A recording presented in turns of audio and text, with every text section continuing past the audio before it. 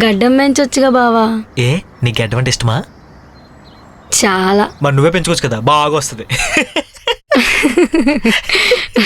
పనికి మాలేదు. జోక్ ఎదిరిపోయింది కదా.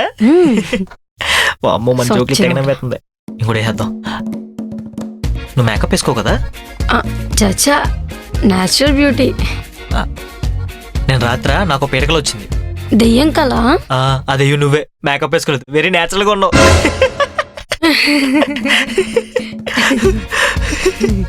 పనికి మాలేదు.